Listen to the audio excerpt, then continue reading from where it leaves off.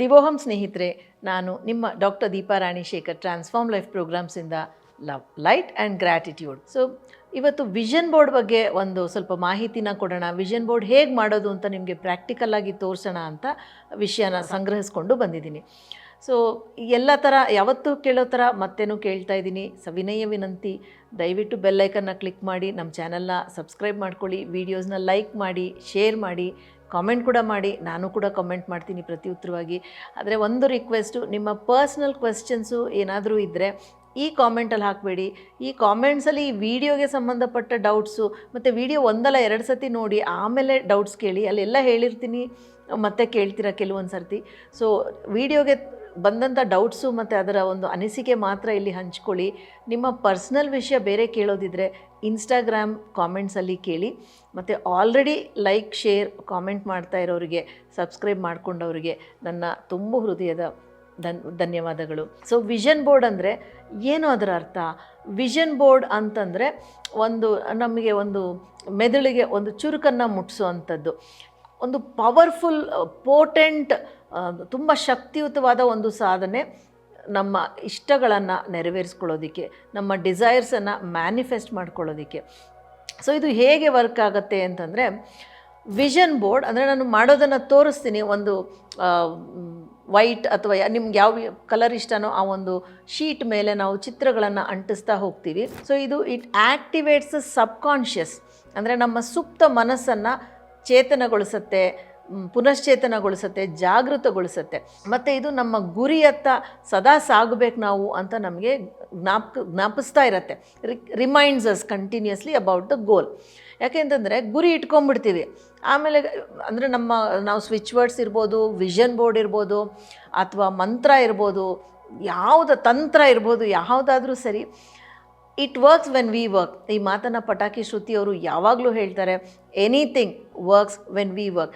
ನಾವು ಕೆಲಸ ಮಾಡಿದ್ರೆ ಅದು ಕೆಲಸ ಮಾಡುತ್ತೆ. ಈಗ ನಾನೇ ಚಕ್ಕೆ ಪುಡಿ ಅಥವಾ ಚಕ್ಕೆ ಉಪ್ಪು ಬೇಕಾದಷ್ಟು ರಿಚುವಲ್ಸನ್ನು ನಿಮಗೆ ಹೇಳಿದ್ದೀನಿ. ಬರೀ ಅಷ್ಟನ್ನು ಮಾಡಿದ್ರೆ ಸಾಲದು, ಅದು ಮಾಡಿದಾಗ ನಿಮ್ಗೆ ಅವಕಾಶಗಳನ್ನು ಕೊಡುತ್ತೆ. ಆ ಅವಕಾಶನ ನೀವು ಮಾಡಬೇಕು. ನೀವು ಕೆಲಸವನ್ನು ಮಾಡಿದಾಗ ಅದು ನಿಮಗೆ ಕೆಲಸ ಮಾಡುತ್ತೆ. ಬರೀ ಅಷ್ಟನ್ನು ಮಾಡಿದ್ರೆ ಸಾಲದು. ಹಾಗೆ ವಿಷನ್ ಬೋರ್ಡ್ ಮಾಡಿದಾಗ ಅವಕಾಶಗಳು ನಿಮಗೆ ಬರುತ್ತೆ. ಆ ಅವಕಾಶಗಳನ್ನು ದಕ್ಕಿಸ್ಕೊಳ್ಳೋದು ಮತ್ತು ನಿಮ್ಮದೇ ಸಾಮರ್ಥ್ಯ ಆಗುತ್ತೆ. ಸೊ ವಿಷನ್ ಬೋರ್ಡ್ ಮಾಡಬೇಕಾದ್ರೆ ಕ್ಲಾರಿಟಿ ಬೇಕಾಗತ್ತೆ. ಇವಾಗ ಸಪೋಸ್ ನಿಮಗೆ ಒಂದು ಕಾರ್ ಬೇಕು ಅಂತ ಇಟ್ಕೊಳ್ಳಿ. ಕಾರ್ ಬೇಕು ಅಂತಂದಾಗ ಎಲ್ಲೋ ಲಾಟ್ರಿ ಮಾರ್ತಾ ಇರೋ ಗಟಾರ ಕಾರ್ ಸಾಕಾ ನಿಮಗೆ? ಅಂದರೆ ಸಾಧಾರಣವಾಗಿ ಲಾಟ್ರಿ ಮಾರೋದಕ್ಕೆ ಒಂದು ಹಳೆಯ ಕಾರ್, ಅದು ಓಡೋದು ಕೂಡ ಇಲ್ಲ, ಒಂದೇ ಕಡೆ ನಿಂತಿರುತ್ತೆ. ಅಲ್ಲಿ ನಾಳೆ ಡ್ರಾ ಅಂತ ಯಾವಾಗಲೂ ಮೈಕ್ ಹಾಕ್ಕೊಂಡು ಹೇಳ್ತಾ ಇರ್ತಾರೆ. ಅದು ಮೂನೇ ಆಗಲ್ಲ. ಅಲ್ಲಿಗೆ ಆ ವ್ಯಕ್ತಿ ಬೈಕಲ್ಲೋ ಸೈಕಲಲ್ಲೋ ಬಂದು ಲಾಟ್ರಿ ಟಿಕೆಟ್ ಮಾರಿಬಿಟ್ಟು ಮತ್ತೆ ಹೊರಟೋಗ್ತಾರೆ. ಅದು ಕಾರೇ ಆದ್ರೂ.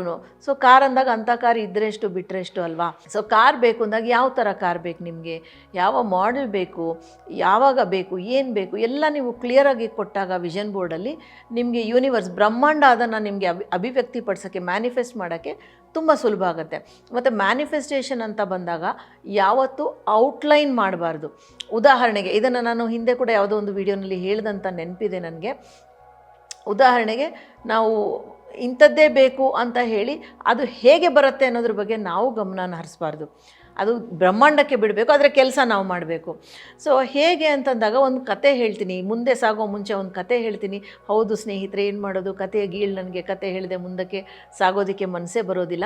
ಎನಿವೆ, ಈ ಕತೆ ನಿಮಗೆ ಒಂದು ಸ್ಫೂರ್ತಿ ಆಗುತ್ತೆ, ಒಂದು ಚೇತನವಾಗತ್ತೆ, ಚೈತನ್ಯವಾಗತ್ತೆ ಅಂತ ಅಂದ್ಕೊಂಡು ನಾನು ಹೇಳೋದು. ಒಂದು ಗುಬ್ಬಚ್ಚಿ ಇರುತ್ತೆ. ಆ ಗುಬ್ಬಚ್ಚಿ ಒಂದು ದಿವಸ ಬ್ರಹ್ಮಾಂಡವನ್ನು ಕೇಳುತ್ತೆ, ನನಗೆ ದೊಡ್ಡ ರೆಕ್ಕೆ ಬೇಕಿತ್ತು, ದೊಡ್ಡ ಪುಕ್ಕಗಳು ಬೇಕಿತ್ತು, ರೆಕ್ಕೆ ಪುಕ್ಕ ಜೋರಾಗಿರಬೇಕಿತ್ತು ನನಗೆ. ನೀನು ಯಾಕೆ ನನಗೆ ಇಷ್ಟು ಪುಟ್ಟದಾದ ರೆಕ್ಕೆ ಪುಕ್ಕವನ್ನು ಕೊಟ್ಟೆ ಅಂಥೇಳಿ. ಆವಾಗ ಬ್ರಹ್ಮಾಂಡ ಹೇಳುತ್ತೆ, ಬಡಿ ಅದನ್ನು, ನಿನ್ನ ರೆಕ್ಕೆನ ಬಡಿ, ನಿನ್ನ ಪುಕ್ಕನ ಉಪ್ಸು ಅಂತ ಹೇಳುತ್ತೆ.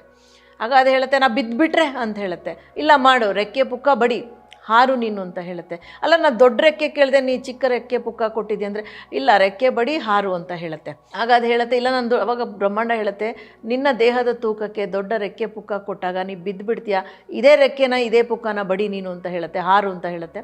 ಇದು ನಾ ಬಿದ್ದುಬಿಟ್ರೆ ಅಂತ ಹೇಳುತ್ತೆ. ಇದು ಪ್ರತಿ ಸತಿ ಇದನ್ನೇ ಕೇಳುತ್ತೆ. ಬ್ರಹ್ಮಾಂಡ ಅದನ್ನೇ ಹೇಳುತ್ತೆ, ರೆಕ್ಕೆ ಬಡಿ, ಪುಕ್ಕ ಬಡಿ, ಹಾರು ನೀನು ಅಂಥೇಳಿ.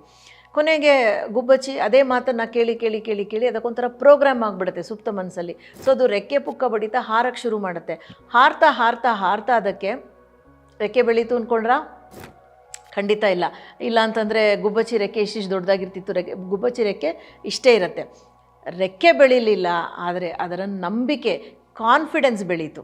ಸೊ ವಿಷನ್ ಬೋರ್ಡ್ ಕೂಡ ಹಾಗೆ ನಿಮಗೆ ಬೇಕಾದ ವಸ್ತು ಬರೋದಕ್ಕೆ ಎಲ್ಲವನ್ನು ಸರಿ ಮಾಡಿ ಕೊಡುತ್ತೆ. ನಂಬಿಕೆ ಇರಬೇಕು. ಲಾಜಿಕ್ ಇದ್ದರೆ ಮ್ಯಾಜಿಕ್ ಬರೋದಿಲ್ಲ, ಟ್ರ್ಯಾಜಿಕ್ ಆಗೋಗುತ್ತೆ. ಲಾಜಿಕ್ಕನ್ನು ಪಕ್ಕಕ್ಕಿಟ್ಟು ಇಮೋಷನ್ಸಿಂದ ಕನೆಕ್ಟ್ ಆಗಿ, ಭಾವನಾತ್ಮಕವಾಗಿ ಕನೆಕ್ಟ್ ಆಗಿ ಮಾಡಿ. ಮೊದಲು ಸ್ಪಷ್ಟತೆ ಇರಲಿ, ಕ್ಲಾರಿಟಿ ಇರಲಿ. ಮತ್ತು ವಿಷನ್ ಬೋರ್ಡ್ ಅಂದಾಗ ಥೀಮ್, 4 ಥೀಮ್ ಬರುತ್ತೆ. ಏನದು?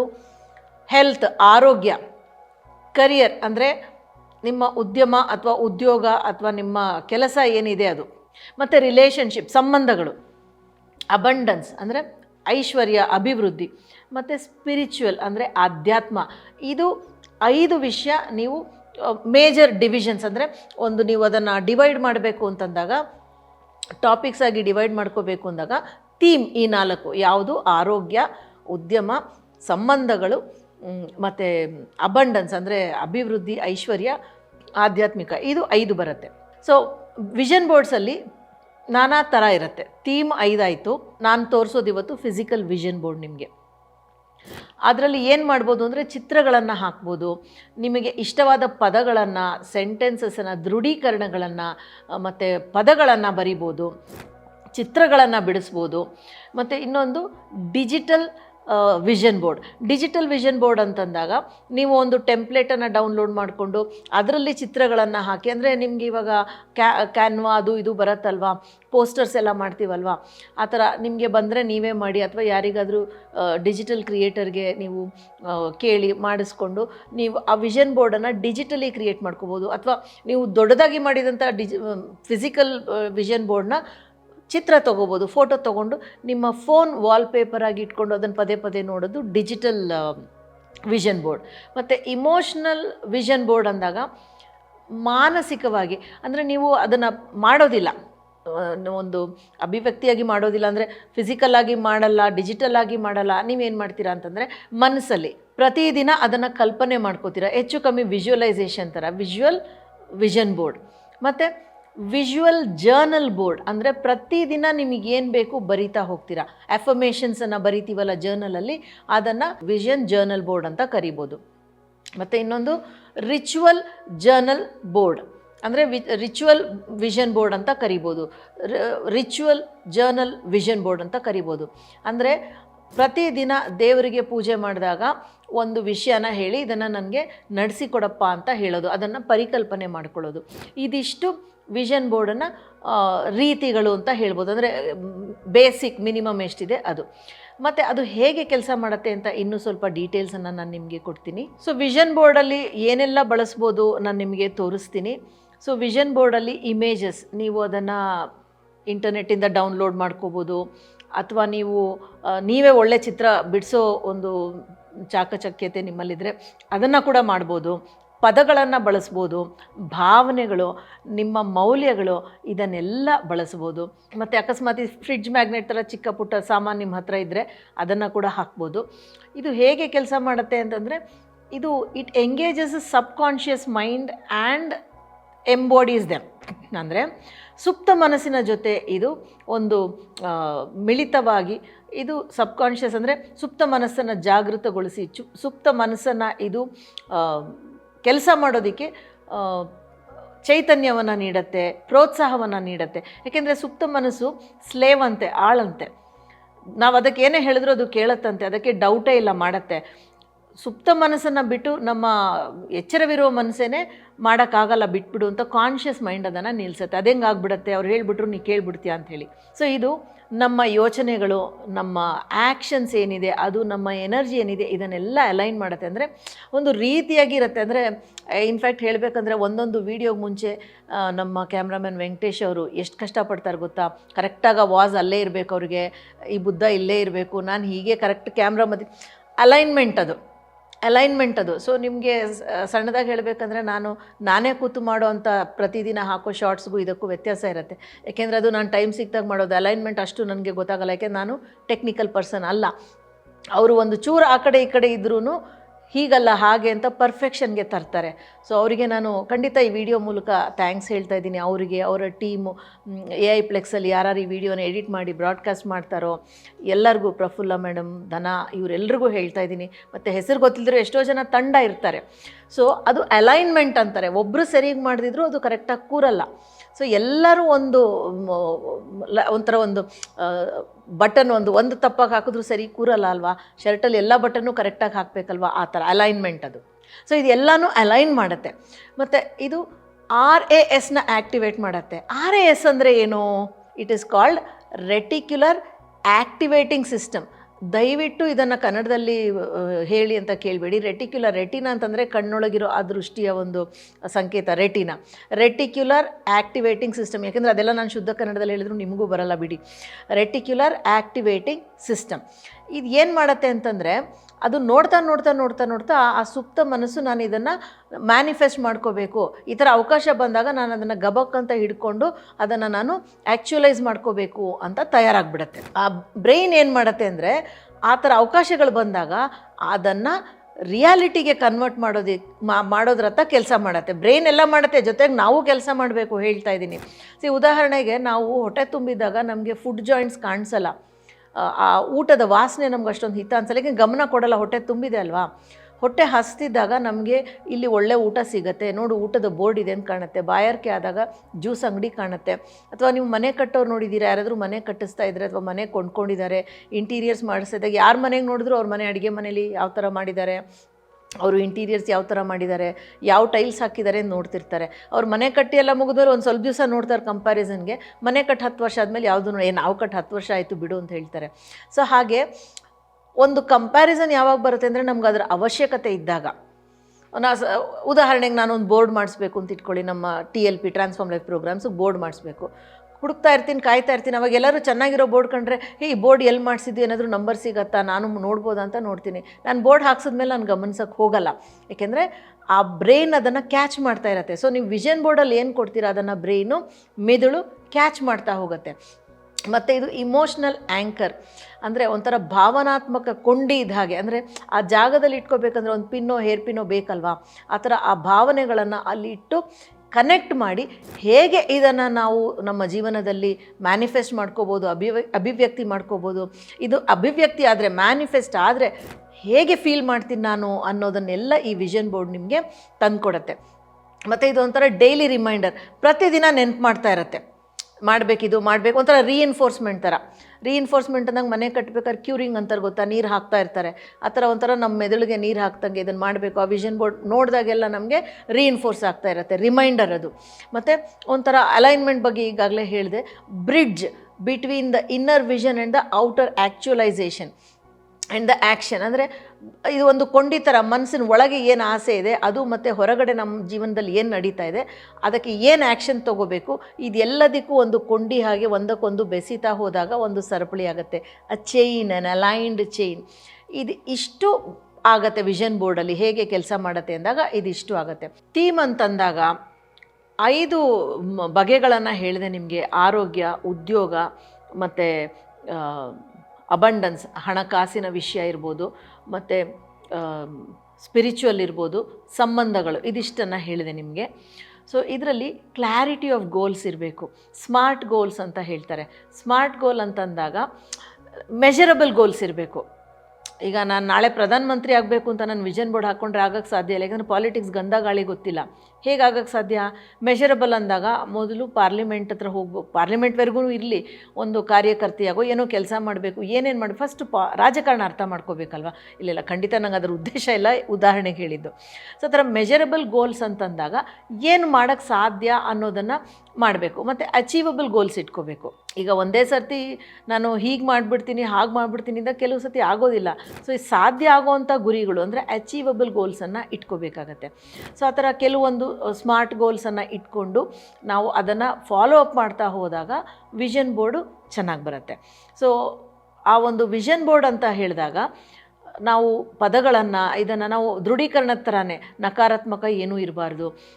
ಒಂದು ಸೆಂಟ್ರಲ್ ಥೀಮ್ ಅಂತ ಇಟ್ಕೋಬೋದು. ಯಾವುದು ತುಂಬ ಮುಖ್ಯ ಅದನ್ನು ಮಧ್ಯದಲ್ಲಿ ಇಟ್ಕೊಂಡು ಅದರಿಂದ ಬೇರೆದೆಲ್ಲ ರೇಡಿಯೇಟ್ ಆದ ಥರ ಇಟ್ಕೋಬೋದು. ಸೊ ಆ ಥರ ನಾನು ಆ ವಿಷನ್ ಬೋರ್ಡ್ ಮಾಡೋದನ್ನು ಈಗ ನಿಮಗೆ ತೋರಿಸ್ತೀನಿ. ಹೇಗೆ ಮಾಡೋದು, ಏನು ಮಾಡೋದು, ನಾನು ನಿಮಗೆ ಸಾಮಾನನ್ನು ಕೂಡ ಹೇಳಿಬಿಡ್ತೀನಿ. KG ಕಾರ್ಡ್ಬೋರ್ಡ್ ಒಂದು ಬೇಕಾಗತ್ತೆ. ನಾನು ಬೋರ್ಡ್ ಇಟ್ಕೊಂಡು ತೋರಿಸ್ತೀನಿ, ಯಾಕೆಂದರೆ ನಿಮಗೆ ಕಾಣಿಸ್ಲಿ, ಯಾಕೆಂದ್ರೆ ನಾನು ಟೇಬಲ್ ಮೇಲೆ ಇಟ್ಕೊಂಡ್ರೆ ನಿಮಗೆ ಕಾಣಲ್ಲ. ಸೊ ಬೋರ್ಡ್ ಇಟ್ಕೊಂಡು ತೋರಿಸ್ತೀನಿ ನಿಮಗೆ ಹೇಗೆ ಅಂಥೇಳಿ. ಮತ್ತು ಸೈಜು ನಿಮಗೆ ತೋಚಿದಂಥ ಸೈಜ್ ಇಟ್ಕೊಳ್ಳಿ. ನೀವು A4 ಶೀಟ್ ಮೇಲೆ ಕೂಡ ಮಾಡ್ಬೋದು. ನಾನು A4 ಶೀಟ್ಗಿಂತ ಸ್ವಲ್ಪ ದೊಡ್ಡ ಒಂದು KG ಕಾರ್ಡ್ಬೋರ್ಡನ್ನು ಯೂಸ್ ಮಾಡ್ತಾಯಿದ್ದೀನಿ. ಮತ್ತು ನೀವು ಅಂಟಿಸೋದಕ್ಕೆ ಗ್ಲೂ ಅಥವಾ ಅಂದರೆ ಗಮ್ಮು ಅಥವಾ ಗ್ಲೂ ಸ್ಟಿಕ್ಕು ಅಥವಾ 2 ವೇ ಟೇಪನ್ನು ಹಾಕ್ಕೋಬೋದು. ಕತ್ರಿ ಬೇಕಾಗತ್ತೆ. ನೀವು ಚಿತ್ರಗಳನ್ನು ನೀವೇ ಕೂಡ ಬಿಡಿಸ್ಬೋದು ಅಥವಾ ಇಂಟರ್ನೆಟ್ಟಿಂದ ಡೌನ್ಲೋಡ್ ಮಾಡ್ಕೋಬೋದು, ಪದಗಳನ್ನು ಬರಿಬೋದು, ಇದೆಲ್ಲ ಮಾಡ್ಬೋದು. ಮತ್ತು ಆ್ಯಕ್ಟಿವೇಟ್ ಮಾಡಬೇಕಾಗತ್ತೆ. ನೀವು ಪ್ರತಿದಿನ ವಿಷನ್ ಬೋರ್ಡ್ ಮಾಡೋದನ್ನು ಕೊನೆಯಲ್ಲಿ ತೋರಿಸ್ತೀನಿ ನಾನು.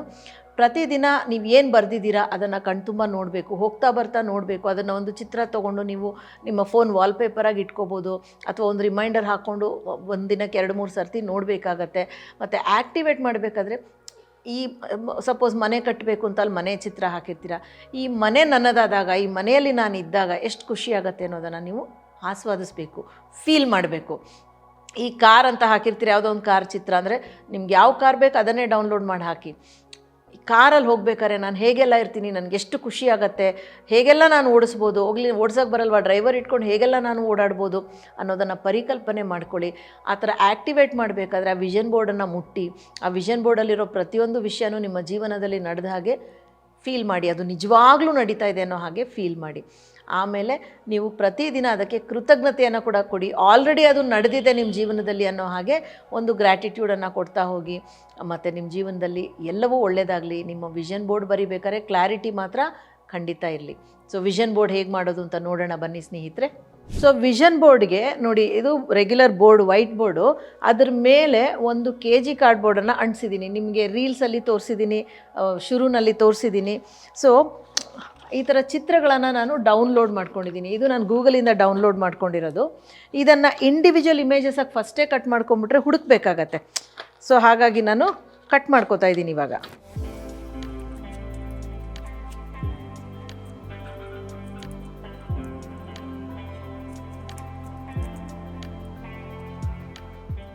ಸೊ ಈಗ ನಾನೇನು ಮಾಡ್ತಾಯಿದ್ದೀನಿ ಅಂದರೆ, ಮಧ್ಯ ಬೇಕಾದ ವಿಷಯಗಳನ್ನು ನಾನು ಮ್ಯಾನಿಫೆಸ್ಟೇಷನ್ ಅಲ್ವಾ, ಆರೆಂಜ್ ಕಲರಲ್ಲಿ ಒಂದು ಸರ್ಕಲಲ್ಲಿ ಹಾಕ್ತೀನಿ. ನನಗೆ ಬೇಕಾದ ವಿಷಯನ ವರ್ಡ್ಸಲ್ಲಿ ಬರಿತೀನಿ. ನನಗೆ ಬೇಕಾದ ವಿಷಯನ ವರ್ಡ್ಸಲ್ಲಿ ಬರಿತೀನಿ. ಸೊ ಮೊದಲಿಗೆ ಏನು ಬೇಕು, ಆರೋಗ್ಯ ತುಂಬ ಮುಖ್ಯ ಅಲ್ವಾ. ಆರೋಗ್ಯ ಬೇಕೇ ಬೇಕು, ಯಾರಿಗೆ ಆದರೂ ಆರೋಗ್ಯ ಬೇಕೇ ಬೇಕು. ಆಮೇಲೆ ಸಂಬಂಧ, ರಿಲೇಷನ್ಶಿಪ್.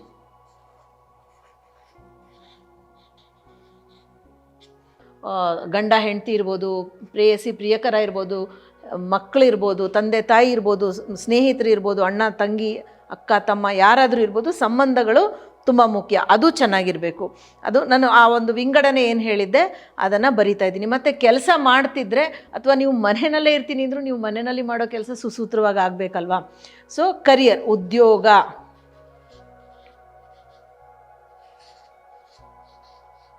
ಉದ್ಯೋಗ ಉದ್ಯೋಗ ಆದಮೇಲೆ ಹಣಕಾಸು ಬರಲೇಬೇಕಲ್ವಾ.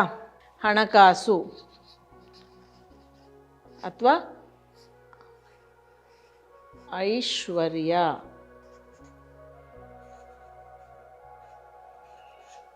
ಆಯಿತಾ. ಕೊನೆಯದಾಗಿ ಆಧ್ಯಾತ್ಮಿಕ.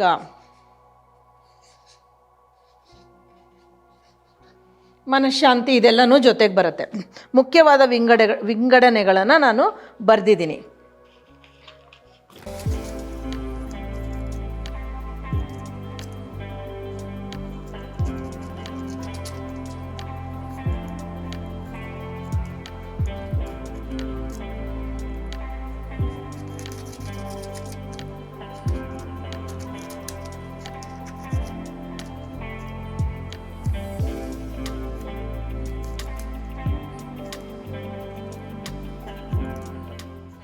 ಸೊ ಇದು ಮುಖ್ಯವಾದ ಒಂದು ವಿಂಗಡಣೆಯನ್ನು ತೋರಿಸಿದ್ದೀನಿ.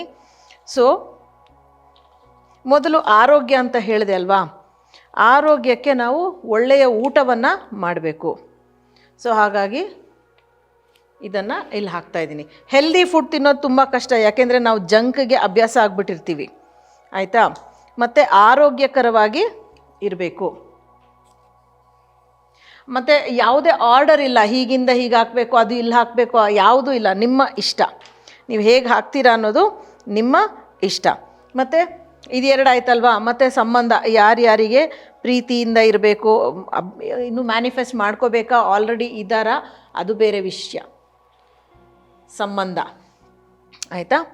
ಮತ್ತು ಉದ್ಯೋಗದಲ್ಲಿ ತುಂಬ ಮೇಲೆ ಏರಬೇಕು, ಉದ್ಯೋಗ. ಮತ್ತು ಉದ್ಯೋಗ ಅಂತಂದಮೇಲೆ ಹಣ ಮಾಡಬೇಕು. ಸೊ ನನಗೆ ಇಂಡಿಯನ್ ಕರೆನ್ಸಿನೂ ಬೇಕು, ಬೇರೆ ರಾಜ್ಯಗಳಲ್ಲೂ ಹೆಸರು, ಹಣ ಮಾಡಬೇಕು. ಮತ್ತು ಮನೆ ಬೇಕಲ್ವ. ಇಷ್ಟೆಲ್ಲ ಆದಮೇಲೆ ನಿಮಗೆ ಯಾವ ರೀತಿಯ ಮನೆ ಬೇಕೋ ಅದನ್ನು ನೀವು ತೊಗೋಬೋದು. ನೋಡಿ, ಸ್ವಿಮ್ಮಿಂಗ್ ಪೂಲ್ ಇರೋಂಥ ಮನೆ ನನಗೆ ಇಷ್ಟ ಆಯಿತು, ಅದನ್ನು ತೊಗೊಂಡಿದ್ದೀನಿ. 2 ಮನೆ ಇಟ್ಕೋಬಾರ್ದು ಅಂತ ರೂಲ್ಸ್ ಇಲ್ಲ, ನಿಮಗೆ ದುಡ್ಡಿದ್ರೆ ನೀವು ಎಷ್ಟು ಮನೆ ಬೇಕಾದರೂ ಇಟ್ಕೋಬೋದು. ಮತ್ತು ಒಂದು ಕಾರನ್ನು ಯಾರಿಗಾದರೂ ಗಿಫ್ಟ್ ಮಾಡಬೇಕು ಅಂದರೆ, ಕಾರ್ ಗಿಫ್ಟ್ ಮಾಡೋಷ್ಟಂದರೆ ನನಗೆಷ್ಟು ದುಡ್ಡು ಇರಬೇಡ, ಮತ್ತು ನನಗೆ ಒಂದು ನನ್ನ ಇಷ್ಟದ ಕಾರು, ಆಯಿತಾ. ಮತ್ತು ಇದೆಲ್ಲ ಇದ್ದಾಗ ಬ್ಯಾಲೆನ್ಸ್ ಬೇಕಲ್ವ ಜೀವನದಲ್ಲಿ, ಸಮತೋಲನ ಆಯಿತಾ. ಮತ್ತು ಟ್ರಾವೆಲ್ ಮಾಡಬೇಕು, ನನಗೆ ಟ್ರಾವೆಲ್ ಅನ್ನೋದು ತುಂಬ ಇಷ್ಟ. ಸೊ ಹಾಗಾಗಿ ಟ್ರಾವೆಲ್, ಸರಿನಾ. ಮತ್ತು ಇದೆಲ್ಲ ಆದಮೇಲೆ ತುಂಬ ಚೆನ್ನಾಗಿ ಖುಷಿಯಾಗಿ ಇರಬೇಕು ನಾನು. ಸೊ ಇದನ್ನು ಇಲ್ಲಿ ಎಲ್ಲದಕ್ಕಿಂತ ಮೇಲೆ ಹಾಕ್ಕೋತೀನಿ. ಸೊ ಇವಾಗ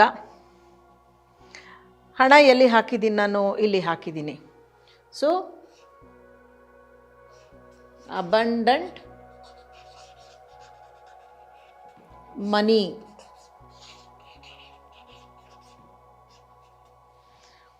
ಸೊ ಆಯಾ ಕಲರ್ ನಾನು ತಗೋತಾ ಇದ್ದೀನಿ. ಕಲರ್ಸ್ ನಿಮಗೆ ಗೊತ್ತೇ ಇದೆ. ಪೀಸ್ ವೈಲೆಟಲ್ಲಿ ಬರಿತಾ ಇದ್ದೀನಿ, ಸ್ಪಿರಿಚುವಲ್ ಆಕ್ಸೆನ್ಷನ್, ಮತ್ತು ಲವ್, ಮತ್ತು ಹೆಲ್ತ್.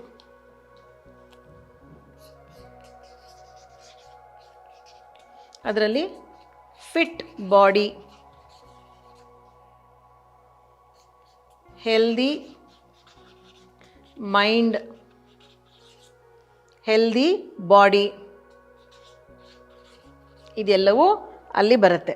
ಬ್ರೌನಲ್ಲಿ ಬರಿತಾ ಇದ್ದೀನಿ. ಮನೆ ಅಂದರೆ ಭೂಮಿ ತಾಯಿಗೆ ಸಂಬಂಧಪಟ್ಟಿದ್ದಲ್ವಾ.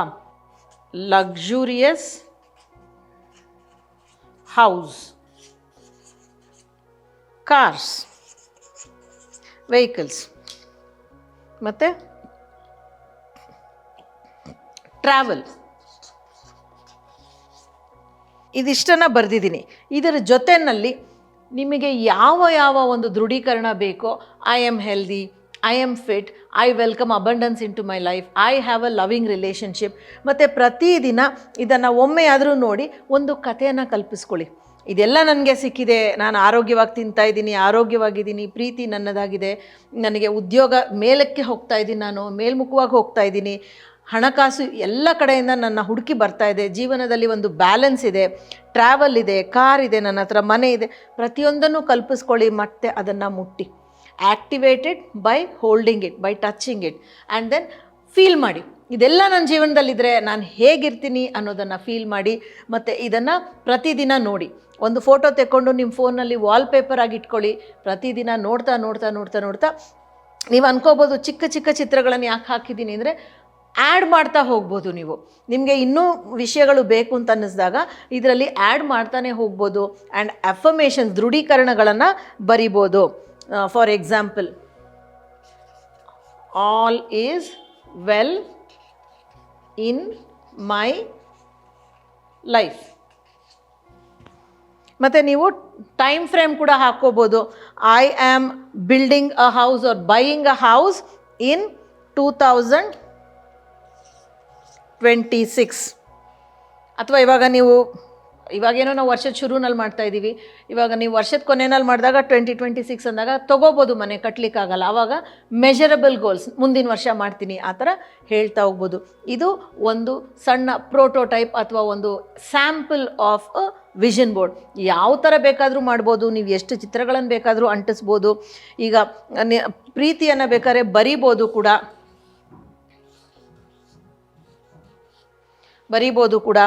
ಈಗ ಸಂತೋಷ ಅಂದಾಗ ಹೇಗೆ ತೋರಿಸ್ತೀವಿ ನಾವು, ಸ್ಮೈಲ್ ಹಾಕ್ಬೋದು. ಸೊ ನೀವು ಬೇಕಾದಷ್ಟು ರೀತಿ ನಿಮ್ಮ ಅನಿಸಿಕೆಗಳನ್ನು ಇಲ್ಲಿ ತೋರಿಸ್ಬೋದು. ಅಲ್ಲಿ ತೋರಿಸಿದ ದುಡ್ಡು ಸಾಲಲ್ಲ ಅಂತಂದಾಗ ಡಾಲರ್ಸಲ್ಲಿ ಹೀಗೆ ತೋರಿಸಿ, ರೂಪಾಯಲ್ಲಿ ಹೀಗೆ ತೋರಿಸಿ. ಸೊ ನಿಮಗೆ ಏನು ಬೇಕೋ ಎಷ್ಟು ಬೇಕೋ ಬರಿತಾ ಹೋಗ್ಬೋದು. ಜಾಗಗಳು ಯಾಕೆ ಬಿಟ್ಟಿರೋದು ಅಂದರೆ ನೀವು ಫಿಲ್ ಮಾಡ್ತಾ ಹೋಗ್ಬೋದು. ದಿನ ನೀವು ನಿಮಗೆ ಏನೇನು ಬೇಕೋ ಫಿಲ್ ಮಾಡ್ತಾ ಹೋಗ್ಬೋದು. ಸೊ ವಿಷನ್ ಬೋರ್ಡ್ ಹೀಗೆ ಮಾಡ್ಬೋದು. ಇದು ಒಂದು ರೀತಿ, ಬೇಕಾದಷ್ಟು ರೀತಿ ಇದೆ, ಇದು one of the ways. So ನಿಮಗೆ ವಿಷನ್ ಬೋರ್ಡ್ ಮಾಡೋದ್ರಲ್ಲಿ ಅಲ್ಲಿ ಇರೋದನ್ನೆಲ್ಲ ಅಭಿವ್ಯಕ್ತಿ ಅಂದರೆ ಮ್ಯಾನಿಫೆಸ್ಟ್ ಮಾಡ್ಕೊಳ್ಳೋದ್ರಲ್ಲಿ wish you good luck. So ಇದು ನಿಮಗೆ ಪ್ರತಿನಿತ್ಯ ನೆನಪು ಮಾಡ್ತಾ ಇರುತ್ತೆ, ನಿಮ್ಮ ಗುರಿ ಏನು, ನಿಮ್ಮ ಮಾಡುವಂಥ ಕೆಲಸ ಏನು, ಮತ್ತು ನಿಮ್ಮ ಬ್ರೈನ್ ರೆಟಿಕ್ಯುಲರ್ ಆ್ಯಕ್ಟಿವೇಷನ್ ಸಿಸ್ಟಮಲ್ಲಿ ಆ ಥರ ಒಂದು ಅವಕಾಶ ಬಂದಾಗ ಚಕ್ ಅಂತ ಹಿಡ್ಕೊಂಡು ಆವಾಗ ನೀವು ಆ್ಯಕ್ಟ್ ಮಾಡಬೇಕು, ಕೆಲಸ ಮಾಡಬೇಕು ಅದ್ರ ಬಗ್ಗೆ. ಸೊ ನಿಮಗೆ ಹೀಗೆ ಸಿಗ್ತಾ ಹೋಗುತ್ತೆ. ಸೊ ನೋಡಿದ್ರಿ ಅಲ್ವಾ ಸ್ನೇಹಿತರೆ, ವಿಷನ್ ಬೋರ್ಡ್ ಹೇಗೆ ಮಾಡೋದು ಅಂತ ಹೇಳಿ, ಅದರ ಮಾಹಿತಿ ಕೂಡ ನಿಮಗೆ ಸಿಕ್ಕಿದೆ. ಒಂದು ಹಂತಕ್ಕೆ ಏನು ಮಾಡಬೇಕು ಏನು ಮಾಡಬಾರ್ದು ಅನ್ನೋದನ್ನು ಹೇಳಿದ್ದೀನಿ.